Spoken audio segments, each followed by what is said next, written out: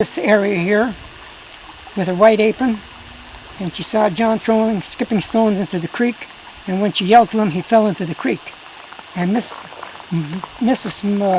Luxmore began to cry. She wiping her eyes with her apron, and all of a sudden, to the left of me was the mule barn. And the mule barn saw what happened. He was unable to come from this side of the creek to this side, and when they spoke to one another from the creek side, from both sides. However, she said, my little Johnny fell in the creek, so he took his workers, and they went down onto the left side of the creek here, and little girl and mother went down to the right, and found Johnny about 500 feet down into the brush and stone, and that they found him, and it was a tragedy, and he drowned. Okay, this is the final resting place of little John Luxmore. You can see on the bottom of the stone there, 1887 to 1894. He's buried there with his parents. He's the little boy that we found by accident in the newspaper microfilm that drowned up there. And he was originally buried in the cemetery over near where the projects lie in German, but that was dug up probably in the 1940s for coal, and everyone was reinterred in the German cemetery, and that's where this stone is, and that's where his remains lie right now.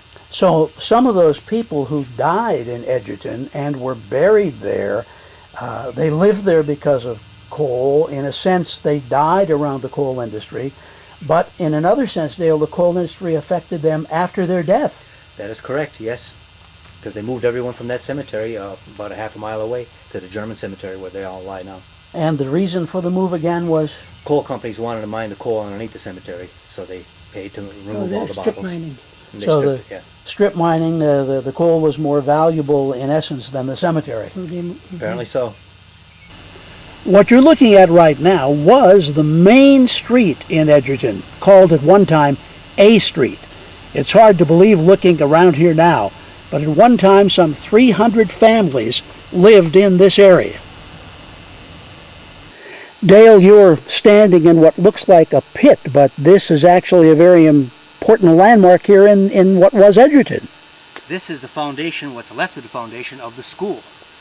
You're standing right where the door would be, where the kids went in, and it was probably like 15, 18 feet wide, and maybe 24, 28 feet long. It was a one-room schoolhouse. Right here is where you can see some ashes right there where they built the fire. Dale, this I'm told is one of the teachers? He was the last teacher that taught up there. It was John Moran. He lived on Laurel Street in Archibald, and he walked every day from Archibald through the woods up to Edgerton. The distance is about 4 miles each way, and he started the fire. I guess the classes started around 8 o'clock, so he had to start early in the morning. He taught till 4:30 and then walked home again. Put the fire out and then walked home. This is what's left of the foundation. This is the front of the school. About 106 years old, what's left of it, and it was covered over with silt until Joe Kranitsky uncovered it. But it's still pretty solid there. The back wall is gone. The two side walls, most of them are remaining. The front wall is the most intact. But as you can see, it wasn't a very big school at all. Maybe 15, 18 feet wide. And the door was right here, right out in the front. Tell us about the students who went to school here. They were mainly young girls. Some of the boys, if they were under 7 years old, they would attend school. But 7 years and above, they would work in the breaker. So they never got a chance to get school like the girls did. Well, the classes they had here, they began at 8 o'clock in the morning. They had a class from 8 till noon, and then from noon to 4 o'clock. And it was mainly, as Dale said, the young girls. And during that time, they would come here and they'd play all into the back field, which was widely open. And the deer used to run through here, so forth and so on. And the teacher would come here, and the desk was up on that end, and the pupils were over on this end before you came into the schoolhouse. And then on Sunday evenings, they had a person by the name of Thomas Caffrey, I believe. He had the Sunday school classes here on Sunday evening from 7 to 9.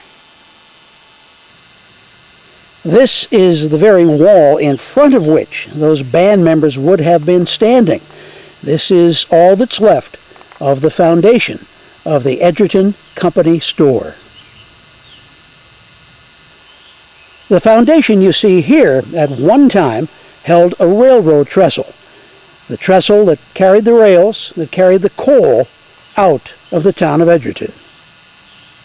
Joe, this town was built on coal, and I guess at one time there were some real big plants here. What were those all about? Well, Edgerton, of course, they called it the Edgerton Drifts. And the Clark vein up there was 20 feet high. So they expected to go into the mountains quite further, and they found out that they ran out of coal, and they had an intention. Their intention was to build a tunnel from this area up into Weimar, Pennsylvania. And if they did that, they would have taken coal by train through the tunnel. Yes, they would run through the side mountains. The Edgerton Railroad, the bed is still onto my right. What happened to those plans? They just faded away because there was nothing left. No coal left. No coal. Dale, why is it so important to preserve history like this of Edgerton? Well, this is our heritage. We live in a coal mining area, and really it's not being taught in the schools, and we want to put together the history of what these towns were like.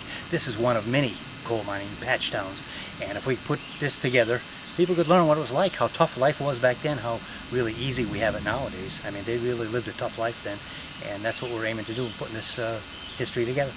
I would like to purchase some of this land and put up a monument in memory of all those poor souls that gave their lives up here in Edgerton. They worked so hard. I believe they deserve it. You want Edgerton to be remembered. Remembered. Well, there you have it. That's the story of Edgerton, the little Lackawanna County town that isn't there. I'm David DeCosmo. Thanks for joining me on People, Places, and Things.